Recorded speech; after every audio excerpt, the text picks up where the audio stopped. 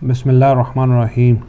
خوش آمدید ناظرین، ویلکم بیک کی پروگرام کیجیے سوال. الحمدللہ آپ جب بریک کے جانے سے پہلے مولانا صاحب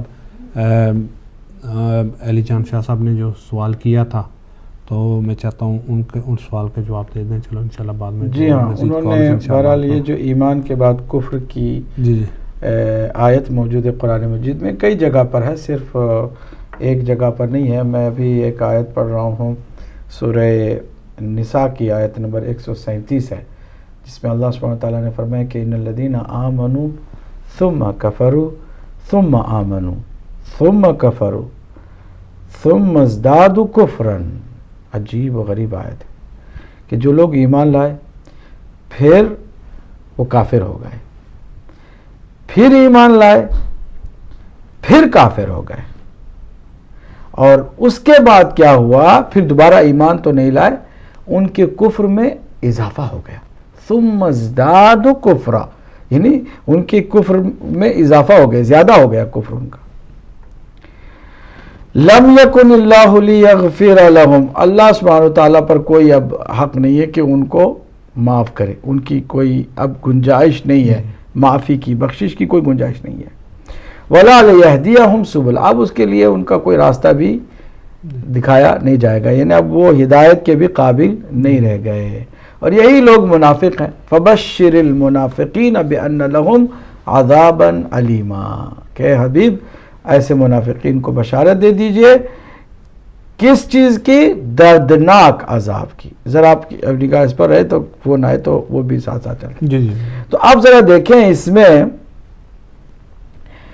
جو لوگ ایمان لائے پھر کافر ہو گئے، پھر ایمان لائے پھر جو ہے وہ کافر ہوئے، اور پھر اس کے بعد ان کے کفر میں اضافہ ہو گیا، اور ان کو اللہ سبحانہ وتعالیٰ نے جو ٹائٹل دیا وہ منافقین کا.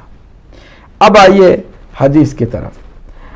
حضرت ابو سعید خدری کہتے ہیں رضوان اللہ تعالیٰ علیہ کہ جب ہم بزم رسالت میں آپ صلی اللہ علیہ وآلہ وسلم میں، یعنی صحابہ کے جھرمٹ میں منافق اور مومن کی پہچان کرنا چاہتے تھے تو ہم مولا کائنات علی ابن ابی طالب علیہ السلام کا ذکر کر دیا کرتے تھے. ذکر کرتے ہی جو لوگ آگ بگولا ہو جاتے تھے، دشمنی پر اتر آتے تھے، ہم سمجھ لیتے تھے کہ یہی وہ لوگ منافق ہیں. کفر کیا ہے؟ اب ذرا ایک اور حدیث اس کے ساتھ جوڑیے. سرکار دو عالم صلی اللہ علیہ وآلہ وسلم نے فرمایا، یا علی حبک ایمان و بغضک کفر و نفاق. اے علی، آپ کی محبت ایمان ہے. ان الذین آمنوا، کچھ لوگ واقعا مان کے آئے، اللہ کو بھی مانا، رسول کو مانا، علی کو بھی کسی حد تک مان لیا، پھر علی سے دشمنی کرنی شروع کر دی. ثم کفروا. اچھا، یہ خالی دشمنی ایک شخص کی نہیں ہے، اصل میں کرائٹیریا ہے. اللہ اور اس کے رسول کو کوئی دل سے مانے گا تو یقیناً علی علیہ السلام کو بھی مانے گا. آزمانا اور پرکھنا مولا کائنات کے ذریعے سے ہے، یہ کوئی شخص کی بات نہیں ہے. اب ذرا دیکھیے، اس کو میں تھوڑا سا اور واضح کروں. جو لوگ پہلے اسلام کے ساتھ لڑائی کرتے رہے، جنگ کرتے رہے، کفار قریش مجبوراً مسلمان ہوئے، اب یہ کیسے پتہ چلے گا کہ یہ صحیح معنوں میں ایمان لائے ہیں؟ کلمہ تو پڑھ رہے ہیں. یہ اس وقت پتہ چلے گا جب اپنے کافر آبا و اجداد، اپنے بھانجے، بھتیجے، چچا، ماموں جو بھی جنگ بدر میں مارے گئے، جنگ احد میں مارے گئے، ان کی محبت کو دل سے نکال دیں گے اور اللہ اور اس کے رسول کو صدق دل سے مان لیں گے، تب جا کے یہ صحیح معنوں میں مومن ہوئے، ورنہ تو مومن نہیں ہوئے. اچھا، یہ کیسے پتہ چلے گا؟ اگر اپنے کسی رشتہ دار کے مارنے والے مولا کائنات کو بھی ماننے پر تیار ہو گئے تو اس کا مطلب اللہ اور اس کے رسول کو یہ صحیح معنوں میں مانتے آئے ہیں. اور اگر علی سے بغض رکھتے ہیں اپنے آبا و اجداد کی محبت میں تو ابھی وہ کفر ہی کی حالت میں ہیں، اس لیے کہ انہوں نے حقیقت میں قبول ہی نہیں کیا ہے اللہ اور اس کے رسول کو. اگر قبول کر لیتے تو اللہ اور اس کے رسول کی خوشنودی کے لیے مولا کائنات نے جو ان کے رشتہ داروں کو قتل کیا، مولا کائنات کے ساتھ بھی ان کا بغض نہ ہوتا، مان لیتے۔ مولا کائنات کو اسی لیے کرائٹیریا بنا گیا۔ کیوں سرکار دو عالم کی محبت کو منافق اور مومن کا معیار نہیں بتایا، اور مولا کائنات کی محبت کو منافق کا اور مومن کا معیار بتایا؟ اسی لیے ہے کہ سرکار دو عالم فرنٹ لائن میں ہو کر کے انہوں نے اپنی تلوار سے کسی بھی ان کے رشتہ دار کو نہیں مارا تھا، اس لیے سرکار کے ساتھ بھی محبت کی بات کرنے پر وہ تیار ہو گئے، اور نہ دیکھے خدا اندیکھے خدا کو بھی ماننے کے لیے تیار ہو گئے۔ لیکن کیا دل سے مان رہے ہیں؟ یہ کب معلوم ہوگا؟ جب مولا کائنات جو ان کے آبا و اجداد یا رشتہ دار کے جبکہ وہ کفر کی حالت میں قاتل مولا کائنات کو اگر ماننے کے لیے تیار ہو گئے تو اس کا مطلب وہ صحیح معنوں میں ایمان لائے، نہیں تو پھر وہ بغض ان کے کفر کی دلالت کر رہا ہے۔ قرآن مجید یہی کہہ رہا ہے، ان الذین آمنوا، ایمان لائے، ثم کفروا، پھر وہ کافر ہو گئے۔ کس طرح کافر ہو گئے؟ یہ نہیں کہ رسول کو ٹھکرا دیا، توحید کا انکار کر دیا، پھر دوبارہ بت پرستی شروع ہو گئی، نہیں، بت پرستی کا سارا قصہ ختم ہو چکا تھا۔ فتح مکہ کے بعد سارے بت توڑ دیے گئے تھے، حتیٰ جو منافق جو تھے نا وہ دل میں بت رکھتے تھے لیکن اپنے گھروں میں بھی بت نہیں رکھتے تھے، بت پرستی تو ختم ہو گئی۔ تو یہ ان الذین آمنوا ثم کفروا کا مطلب یہ نہیں ہوا کہ وہ واپس بت پرست ہو گئے، نہیں، بت پرستی تھی ہی نہیں۔ پھر کیا کر رہے ہیں؟ اللہ کو مان رہے ہیں، کلمہ بھی پڑھ رہے ہیں، علی سے بغض کر رہے ہیں، وہ کفر اپنا ظاہر کر رہے ہیں۔ اللہ اور اس کے رسول کے نہ ماننے کا ایک واضح ثبوت کیا ہے؟ مولا کائنات کا بغض ہے۔ یہاں پر بات سمجھنے کی ہے، ثم کفروا ثم آمنوا، پھر یہ ایمان لائے۔ کیسے ایمان لائے؟ کسی حد تک پھر وہ کام ڈن ہو جاتے ہیں، لیکن جب اچانک ایک بات سرکار دو عالم غدیر میں فرما دیتے ہیں کہ بھائی میں جا رہا ہوں، یہی سب کچھ تمہارا مولا تمہارا ولی، تمہیں اسی کی ولایت کو ماننا پڑے گا، اسی کے پیچھے چلنا پڑے گا، اسی کو اپنا مقتدی بنانا پڑے گا۔ کالر کو لے لیں جی۔ السلام علیکم۔ وعلیکم السلام ورحمۃ اللہ وبرکاتہ۔ بیٹا میں محمد کو بلندر سے بول رہا ہوں۔ جناب آپ کو اور مولانا عبدی صاحب کو کے ساتھ سلام عرض کرتا ہوں۔ وعلیکم السلام۔ اور آپ لوگوں کی باتیں سنو، حقیقت یہ کہ جو دل سے کلمہ پڑھنے والے ہیں وہ نبی کی ہر بات کو ماننے کے لیے تیار ہے۔ بے شک بے شک۔ لوگوں نے نام کے مسلمان بنے ہیں، کام کا مسلمان سوائے حضرت علی علیہ السلام کے اور چند اور لوگ بھی ہیں۔ بات یہ ہے کہ نبی کے پیچھے جان دینا اور نبی کی ہر بات کو مان لینا اصلی ایمان یہ ہے۔ لیکن لوگوں نے باتیں سنی، نقل کر لی، شیپ بنا لی، لیکن اللہ تعالیٰ کے نبی کی سیرت کو نہیں لیا۔ جو آدمی اللہ تعالیٰ کے نبی کو سیرت نہیں لے سکتا وہ ایمان میں پکا نہیں ہو سکتا۔ جناب ایسی کے بعد میں جانا چاہتا ہوں تو جناب کا شکریہ ادا کرنے کے لیے، اور آپ کا چہرہ جب بھی دیکھتا ہوں تو دل خوش ہوتا ہے کہ اللہ تعالیٰ آپ کو اسی طرح خوش پاج رکھے اور آپ اسی طرح اہل بیت کے ذکر کو بلند کرتے رہے۔ اسی کے ساتھ جانا چاہتا ہوں اور آپ کو کے ساتھ سلام عرض کرتا ہوں۔ اللہ حافظ، السلام علیکم۔ یہ تو محمد یعقوب صاحب ہمارے ہمیشہ کی طرح حوصلہ افزائی کرتے تھے۔ تو وہ جو ثم ازدادوا کفرا کا کیا مطلب ہے کہ پھر اس کے بعد وہ مومن تو نہیں ہوئے بلکہ کفر میں اضافہ ہی کرتے چلے گئے۔ وہ بت پرستی انہوں نے اضافہ نہیں کی، بت پرستی کی طرف گئے بھی نہیں، انہوں نے دشمنی میں اضافہ کر دیا، اضافہ دشمنی میں کر دیا۔ جیسے اعلان ہوا کہ اب یہی ہے کہ اس کو مانو گے تو جنت میں جائیں گے، پروانہ بھی جنت کا یہی دینے والا ہے، اللہ نے بھی جنت و جہنم کا فیصلہ اس کے ہاتھ میں رکھ دیا ہے۔ اب کیا کریں؟ بغض اور دشمنی مزید بڑھ گئی۔ پھر آپ دیکھیں گے کہ اہل بیت اطہار کے ساتھ جو ظلم کیا گیا، وہ ظلم کا ایک مرحلہ تو نہیں ہے، کئی مراحل ہیں۔ اب نبی کو کہیں ہم مانتے ہیں لیکن نبی کی نہیں مانتے ہیں، یہ کیسے مومن ہوئے؟ انہوں نے اضافہ کر دیا اپنے کفر کا۔ سرکار کہہ رہے یہ کرو، نہیں کر رہے ہیں، جاؤ جیش اسامہ میں، نہیں جا رہے ہیں۔ کالر کو لے لیں۔ ہلو، السلام علیکم۔ وعلیکم السلام، میں مدثرہ بات کر رہی ہوں سولیوٹ سے مولانا صاحب سے دو سوال کرنا چاہوں گی۔ جی بہن بولیے۔ میرے دونوں سوال کھانے سے متعلق ہیں۔ پہلا سوال یہ ہے کہ اگر آپ کا ہمسایہ جو کہ غیر مسلم ہے وہ آپ کے گھر آتا ہے اور کہتا ہے کہ میری فریج یا فریزر خراب ہو گیا ہے تو آپ یہ میرا کھانا اپنی فریج میں یا فریزر میں رکھ لیں یا ویسے ہی رکھ لیں. اور آپ کو معلوم بھی ہے کہ ظاہر ہے وہ کھانا حلال نہیں ہے, لیکن وہ اپنی امانت کے طور پہ آپ کے پاس رکھوا رہے ہیں. تو ایسی صورت میں ہمیں کیا کرنا ہوگا؟ ہمیں اس کو انکار کر دینا چاہیے یا اس کی چیزیں رکھ لینی چاہیے؟ اور دوسرا سوال میرا یہ ہے کہ بعض اوقات آپ مارکیٹ میں جاتے ہیں تو کچھ فوڈ جو فریش بیکری میں بنتا ہے, مثال کے طور پہ برگر بنس ہیں یا بریڈ ہے, تو اس کے اوپر انگریڈینٹس نہیں لکھے ہوتے. اور اسی طرح چیز بھی, جو کہ ہمیں پتہ ہے کہ مینلی وہ دودھ سے بنتی ہے اور بریڈ تو آٹے سے بنتا ہے, اگر اس کے پر انگریڈینٹس نہیں لکھے ہوئے یا سوٹیبل فار ویجیٹیرین کچھ بھی نہیں لکھا ہوا, بس اس کا نام لکھا ہوا ہے پروڈکٹ کا, تو ایسی صورت میں اس کو خرید کے اس کو استعمال کرنا جائز ہے یا نہیں؟ شکریہ. اللہ حافظ. اللہ حافظ. اللہ جزاک اللہ. سوال کا ٹھیک ہے, بہت عمدہ سوالات ہیں ان کے بھی. تو میں یہ عرض کر رہا تھا, بات کو مکمل کر دوں کہ پھر ایسے لوگوں کے لیے گنجائش نہیں ہے, اور شاید یہی وجہ ہے کہ اس کے بعد والی جو آیت ہے نا, لم یکن اللہ لیغفر لہم, اللہ کے لیے اب کوئی ان کو معاف کر دینے والا سلسلہ نہیں, اللہ پر کوئی اب حق نہیں ہے کہ وہ معاف کریں. ولا لیہدیہم سبلنا, یہی ایک آیت ہے جس کی بنیاد پر تمام مسلمانوں کے فرقوں میں یہ بات طے ہے کہ جو اہل بیت سے کھلم کھلا بغض رکھتا ہے, دشمنی رکھتا ہے, اس کی ہرگز بخشش نہیں ہو سکتی اور وہ ہرگز جنت جا نہیں سکتا. یہ متفق علیہ اہل سنت اہل تشیع دونوں کے علماء کا متفق علیہ فیصلہ ہے کہ جو اہل بیت اطہار کے ساتھ کھلم کھلا بغض رکھے, ان سے دشمنی کرے, ناصبیت اور خارجیت اس کے اندر ہو, وہ بہشت کی بو تک, خوشبو تک نہیں سونگ سکتا ہے. قرآن کی یہ آیت ہے. جی ہاں, اس کے بعد محمد یعقوب صاحب جو ہے ہمیشہ کی طرح آتے ہیں اور وہ دعائیہ کلمات سے ہمیں نوازتے ہیں. اللہ ان کو سلامت رکھے.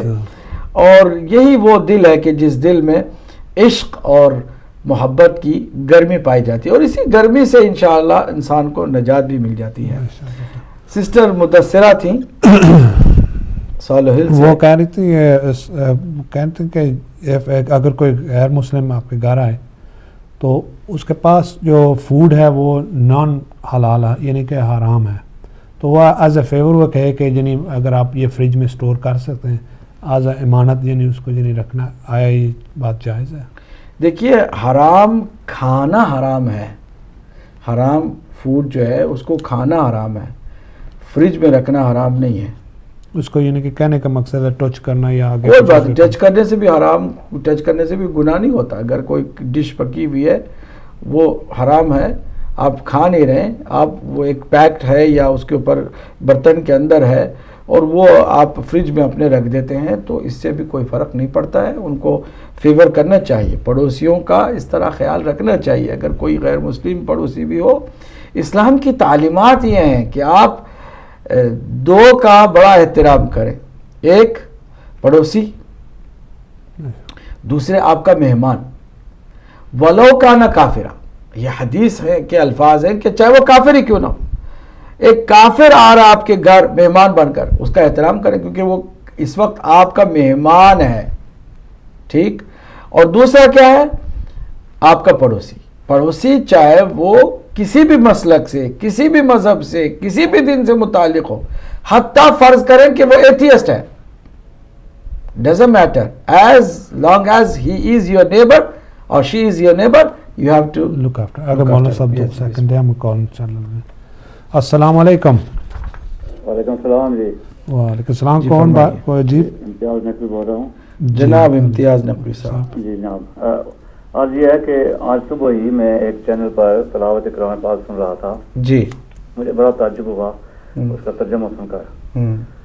وہ یہ ترجمہ اس طرح کہ اللہ کہتا ہے, اے محمد تم عنقریب کفار کی باتوں میں آنے والے تھے, اگر تمہارے پاؤں پھسل جاتے, ڈگمگا جاتے, تو تمہیں سخت سے سخت سزا ملتی. تو کیا نعوذ باللہ من ذالک, میں تو میرا عقیدہ تو ایسے نہیں ہے کہ جو نبی سب سے پہلے نبی اور کچھ بھی نہ تھا یہ نبی تھے, تو کیا ان کے قدم ایسے ڈگمگانے والے تھے؟ ٹھیک شکریہ. جزاک اللہ نقوی صاحب آپ کو سلام. جی بسم اللہ، کال کو لیتے ہیں. السلام علیکم. ہیلو ہیلو السلام علیکم. جی وعلیکم السلام. جی ہدایت ٹی وی سے بات کر رہے ہیں؟ جی بالکل ہدایت ٹی وی سے آپ ہیں. آپ کون بول رہے ہیں؟ آپ کہاں سے بول رہے ہیں؟ جی مجھے کوشچن تو نہیں پوچھنا، صرف یہ معلوم کرنا تھا کہ یہ فاروق نظر صاحب آپ کے پاس سے چھوڑ کے چلے گئے ہیں کیا؟ جی یہاں سے چلے گئے جی. اچھا تو وہ کوئی بات ہوئی ہے کوئی؟ اب ذرا ان سے پوچھ لیں تو زیادہ بہتر ہوگا. اچھا چلے، اس لیے ہم کیا پوچھ رہے ہیں کہ ہم بھی ممبر ہیں تو ہمیں بھی معلوم ہونا چاہیے کہ کیا ہو جی رہا ہاں ہے. بالکل بالکل بالکل آپ کو معلوم ہونا چاہیے. تو وہ ہمارے ساتھ اس وقت نہیں ہے اور ان سے وجہ پوچھ لیں آپ تو بہتر ہے، کیونکہ مجھے ابھی تک سو فار اس کی سمجھ نہیں آئی ہے. جی لیکن ان سے بھی پوچھا تو وہ بھی نہیں بتائیں گے، وہ کہیں گے آپ جن کے ممبر ہیں ان سے پتہ کریں، کیونکہ ہم ان کے ممبر تو نہیں ہیں. نہیں آپ اتنا تو سمجھ لینا کہ یہاں ہدایت ٹی وی سب کے لیے دروازہ کھلا ہے اور لوگوں کا آنا جانا سلسلہ لگا رہتا ہے. مشن جو ہے وہ اپنی جگہ پر جاری ساری ہے.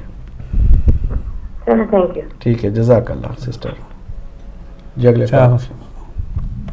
السلام علیکم. السلام علیکم. وعلیکم السلام ورحمۃ اللہ. مولانا السلام استاد کو بھی وعلیکم السلام. یہ 2 کوشچن ہیں. جی آپ اپنا نام بتانا چاہیں گی بہن؟ میں یاسمین بات کر رہی ہوں لندن سے. یاسمین جی مولانا صاحب کو پہلے تو یہ کہ یہ پروگرام دوبارہ شروع کرنے کا بہت بہت شکریہ. اور 2 کوشچن ہیں میرے.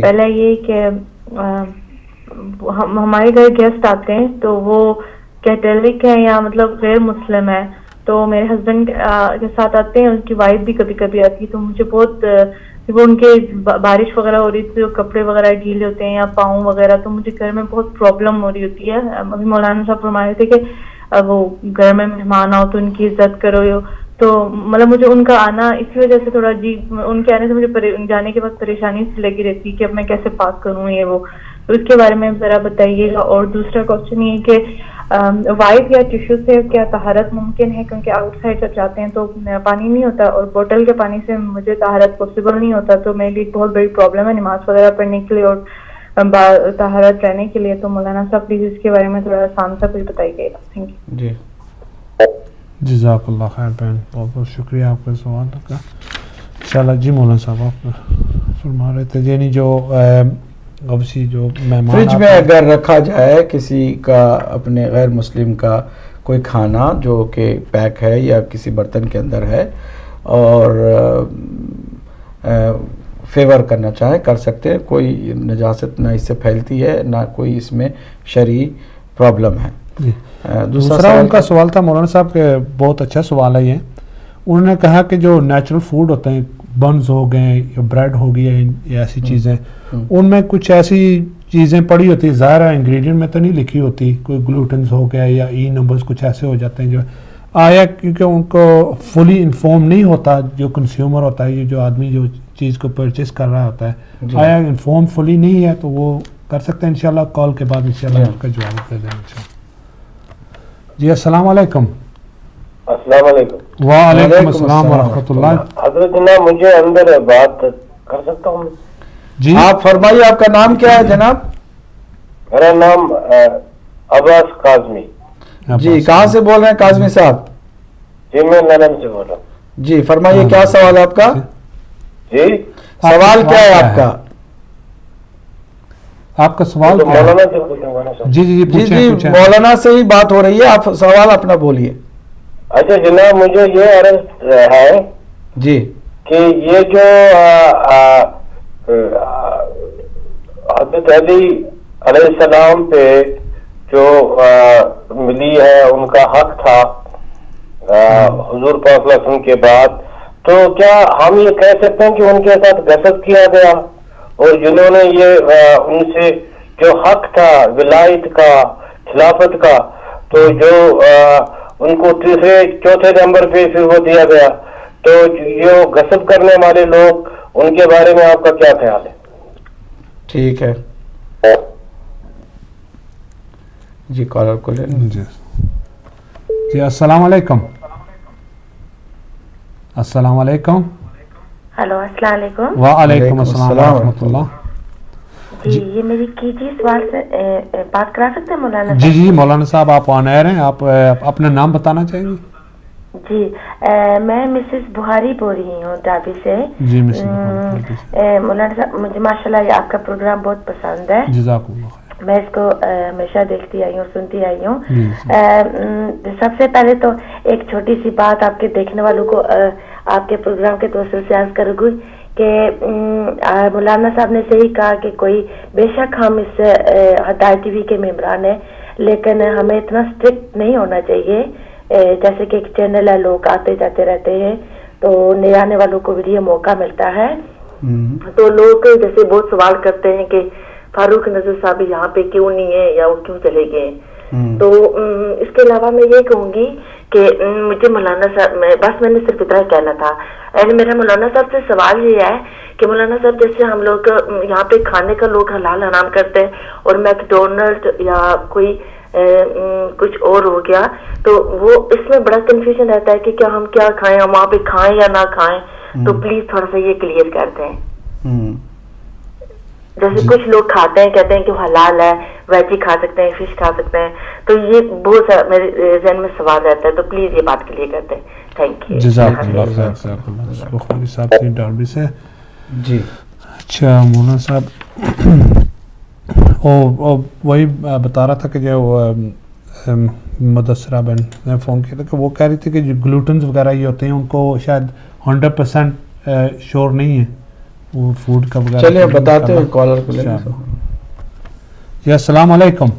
वालेकुम सलाम। मैं छोटा सा मौलाना का सवाल करना चाहती हूँ प्लीज। जी जी मेरा सवाल है कि जे बुरखा लेंदे हैं शाप तो या कुछ शादी पे कपड़े नए पा के जाने काम आले उन्हां च नमाज पढ़ सकते हो? प्लीज ये बता देना। अल्लाह हाफिज। नए कपड़े जी नए कपड़े जी नया सूट सिलाएं ते या बुरखा ले नवा शाप तो उस धोने से पहले वैसे न्यू पा सकते हैं सब। लेकिन किससे, अगर मुसलमान से खरीदा है तो फिर तो कोई मसला नहीं है।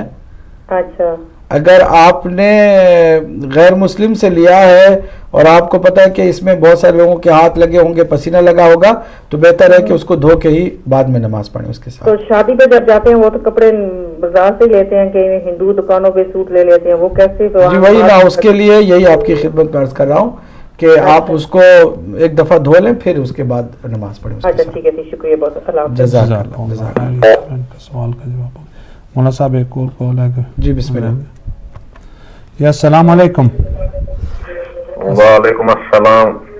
जी कौन? जी मेरे भाई कौन, कहाँ से बोल रहे हैं आप? जी मैं मुत्तहिदा अरब अमारात से बात कर रहा हूँ। जी माशाअल्लाह। नाम अल्लामा सैयद अब्बास अलवी से बात करने का। जी जी जी आप अपना नाम बताइए। मैं फलक शेख साहब। अच्छा जी फलक शेर जाफरी। ठीक है आला जी सवाल कीजिए जनाब। उनसे बराह रास्त बात। जी जी बिल्कुल आप ऑन एयर हैं, आप सवाल। फलक शेख साहब आपकी खिदमत में हम हैं, फरमाइए सवाल क्या है आपका? सर मैं इधर मुत्तहिदा अरब अमारात में मुकीम हूँ जी, और अली वलीउल्लाह के बगैर मेरा दीन और अकीदा अनकम्प्लीट है, मैं ये समझता हूँ। बेशक सबका आपका ही नहीं पूरे मुसलमानों का। आमीन आमीन। और कभी कभी मजबूरी की हालत में जब जुम्मा की नमाज के टाइम या कभी मकसद वैसे तो मैं ज्यादातर अपने घर में नमाज पढ़ने का आदी हूँ और कभी कभी मस्जिद में जाता हूँ दोस्तों के साथ, और उधर हाथ बांध के कभी कभी नमाज पढ़ने का मौका मिलता है और उधर पढ़ लेता हूँ। मैं यही पूछना चाह रहा था कि हाथ बांध के पढ़ना मेरे लिए अच्छा रहेगा या खुले हाथ जो है जो मौला अली अलैहिस्सलाम या अपना पाक नबी सल्लल्लाहु अलैहि वसल्लम की तरफ से जो इरशादात हैं वही लाज़िम है हर जगह हर वक्त और हर मकाम पे? बस यही पूछना चाह रहा था। इंशाअल्लाह आपको सवाल नोट किया है हमने। इंशाअल्लाह आप टाइम ब्रेक का हुआ है जा रहा है। इंशाअल्लाह नाज़रीन हम चंद मिनट के बाद इंशाअल्लाह आपकी खिदमत में हाज़िर होंगे। वास्सलामु अलैकुम व रहमतुल्लाहि व बरकातहू।